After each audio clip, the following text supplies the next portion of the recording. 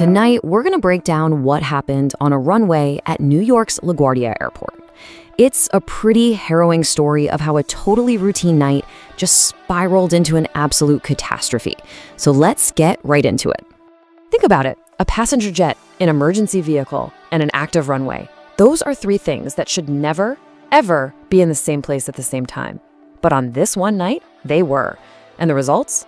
They were catastrophic. So how does something like this even happen? That's really the core question here. This wasn't a bomb or some kind of catastrophic mechanical failure. No, this was a chain reaction, a series of seemingly small events and human decisions that just lined up in the worst possible way. And we're gonna follow that chain step by step. Now, here's the thing you gotta understand. This whole tragedy started with a completely separate and pretty minor emergency. But it was that first, smaller problem that ended up pulling everyone's focus at the exact wrong moment. Okay, so let's set the scene. It's late, almost midnight at LaGuardia. The weather is not good, which always makes things trickier. And air traffic control is already handling a situation. A United plane has reported a strange odor in the cabin. Now, you might think, an odor, what's the big deal? But in an airplane, that can mean anything from burnt food to a serious electrical fire. So you have to treat it like a major emergency. And that's the trigger that gets a fire crew moving. So with that first emergency underway, two different vehicles were put on a collision course, and neither of them had any idea. And it all kicked off with a totally standard request from the ground crew. This is a clip from the actual audio that night. It's a Port Authority fire truck, and they're responding to that United incident. They call up the control tower and ask for permission to cross runway 4. Now, runway 4 is active, which basically means planes are landing on it. You can't just drive across it. You need explicit permission from the tower.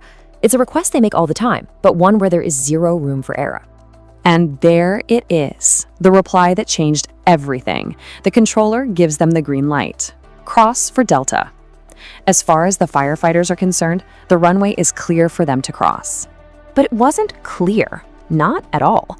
At that exact same moment, Air Canada Express Flight 8646 with 72 people on board was just seconds away from touching down on that very same runway. You have two objects moving fast, both given permission for the same tiny piece of pavement at the same time. And this is the sound of that horrifying realization dawning in the control tower. You can hear the absolute panic in the controller's voice as he sees what's about to happen. He's yelling stop over and over again, but it's just too late. I mean, just look at how fast this all went down. At 11:39, the truck gets clearance. Just a minute later, the plane is coming in for its landing. And in those few seconds in between, the controller realizes the mistake, and then impact. It's just unbelievably quick. So let's switch perspectives now. What was it like for the people inside that plane? Well, that moment of impact sent a shockwave of pure chaos through the aircraft. For everyone on Flight 8646, a routine landing became a terrifying fight to stay alive. To give you some idea of the forces we're talking about, the plane was moving at about 105 miles per hour when it hit the truck. That's an incredible amount of violent energy, and it just tore the front of the aircraft apart. And this quote from a passenger, Jack Cavett, it just brings it all home. Imagine that. You're dozing off, waiting to land, and the next thing you know, there's a massive boom, and you wake up in just complete shock. He said the front of the plane was just totally messed up.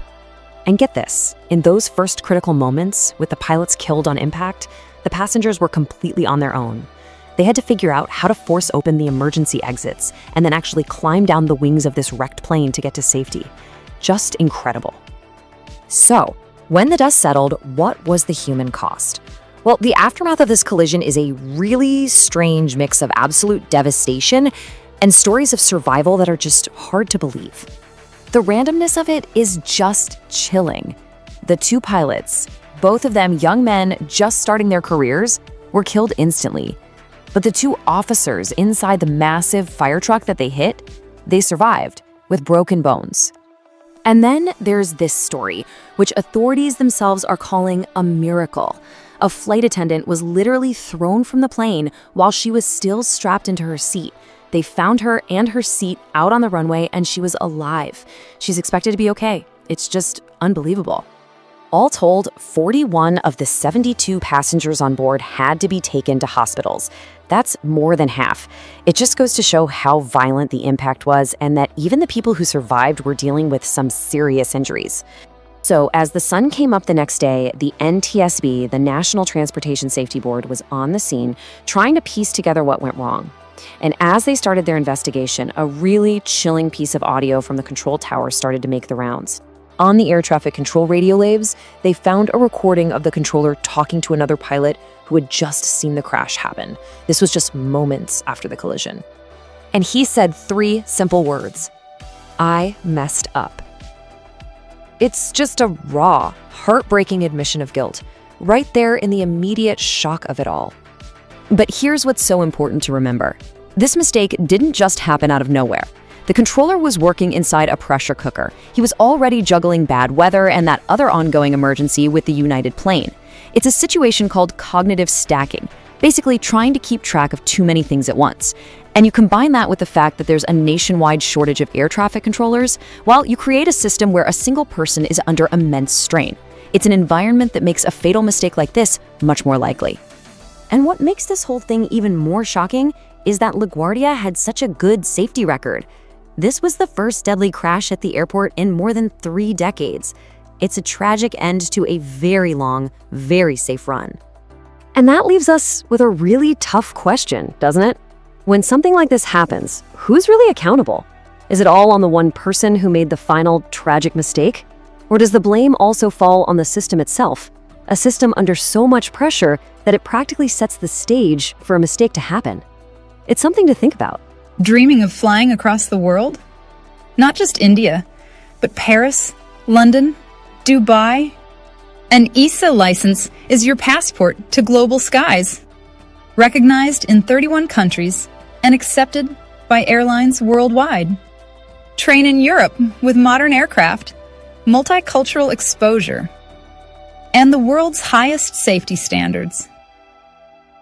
And yes, you can always convert back to DGCA if you choose to return. Confused about costs, universities, or visa process?